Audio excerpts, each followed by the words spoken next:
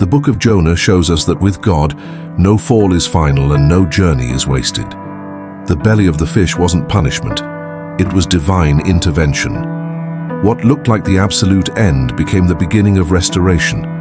Jonah abandoned God's mission, but God never abandoned his mission with Jonah. He nearly collapsed under the weight of his own soul. Yet he returned. He preached with the effectiveness God had always planned, and witnessed an entire city, 100% of Nineveh, surrender in repentance. No other Old Testament prophet saw anything like it. Stay with us until the end. You will understand the wounded mind Jonah carried, the exhaustion, the escape, the desire to disappear, and how God stepped into that exact place, not to punish, but to restore him. And you will also discover the spiritual path back home that Jonah found in the most unlikely place. There are moments when life swallows us, not with teeth, but with darkness. Moments when everything feels too tight, too silent, too heavy. And the heart whispers, I don't belong here. That is exactly where Jonah found himself.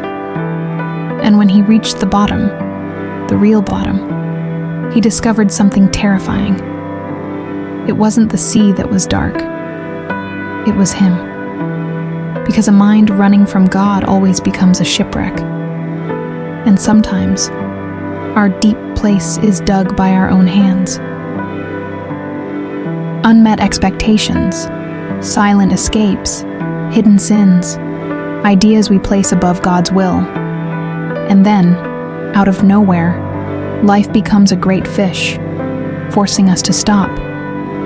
In the book of Jonah, being inside the fish is what we would call the deep, the breaking point, the end of the line. My brother, my sister, pause this video and write in the comments, how would you name your deep place? Give it a name. This is an important exercise we'll do together. Now let me ask you, if the deep place you fear is actually the place God marked to give you a second chance, would that encourage you? Because this is exactly what happened to Jonah. Jonah discovered in the belly of the fish what many only learn at the end of the line. There is no depth so deep that the grace of God cannot reach it. At the port, he went down to Joppa. On the ship, he went down into the hold. In the sea, he sank into the depths. In the deep, weeds wrapped around him. And finally, tangled and sinking, he went down into the belly of the fish. Down, and further down. Scripture repeats this word to show us that those who run from God always descend. As A.W. Tozer once said, God meets man at the bottom of his failure.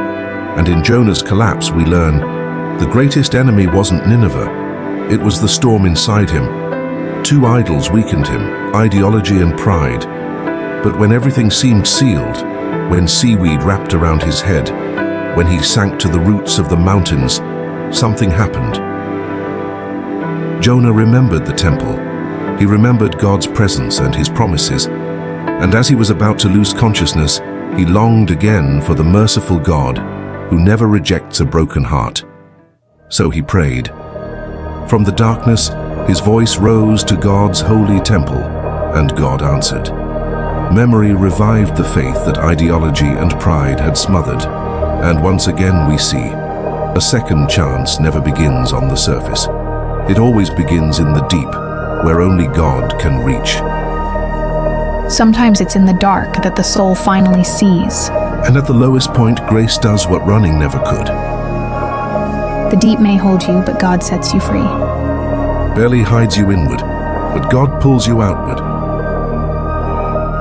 Maybe you're inside your own fish, stuck, confused, tired. So do what Jonah did. Reach back into your memory.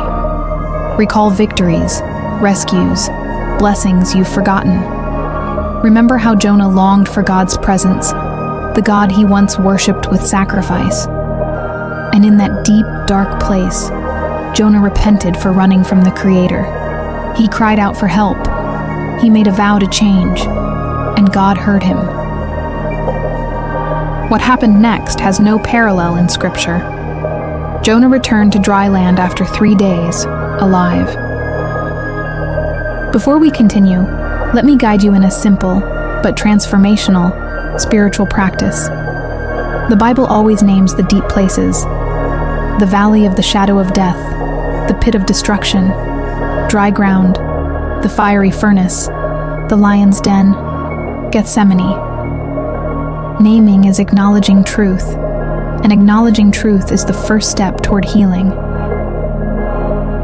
Close your eyes for a moment. Ask yourself, what is the name of my deep place?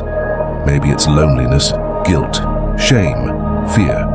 Don't run. Name it. What you refuse to name controls you. What you name, God redeems. Write the name of your deep place in the comments, not for exposure, but for freedom. It's your act of faith, your way of saying, I know where I am, I know what I carry, and I know who I call upon. That's exactly what Jonah did when he declared, "From the belly of the deep I cried out to you," Jonah 2:2.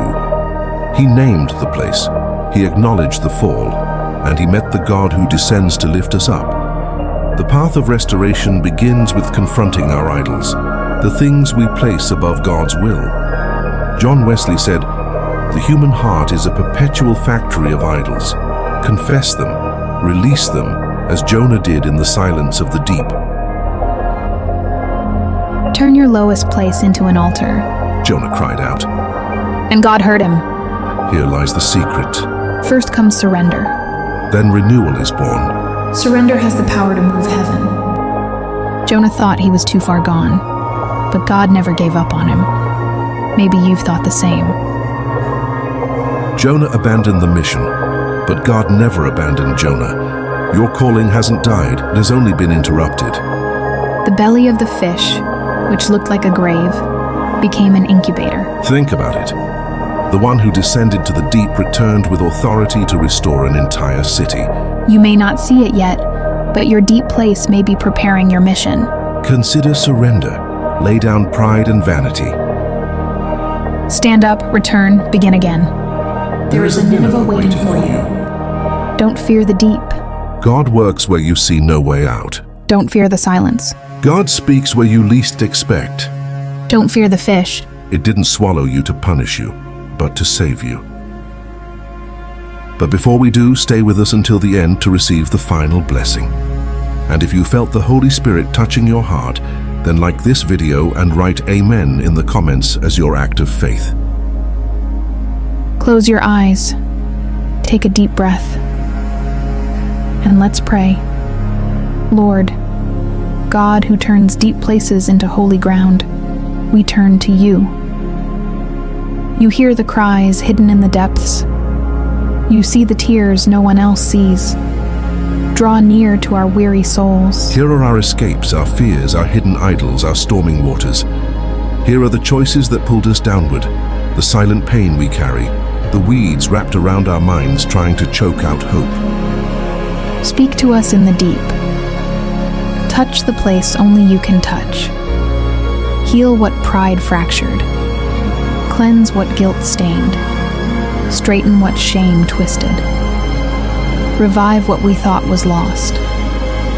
Make our deep place an altar, our darkness a beginning, and our silence a revelation. And when we rise from this place, let us rise different, obedient, humble, renewed. Let the grace that found us at the bottom guide us in faithfulness on the surface. Let nothing be wasted. Let everything be transformed. God gives us a second chance. May the Lord bless you richly. May His peace rest upon you today. Amen. EchoFlow, a devotion in 2 voices. Help this channel grow by sharing this video on your social media. Like, subscribe, and leave your prayer request in the comments. Romanos 12:org. Renewed mind, transformed life. See you in the next EchoFlow.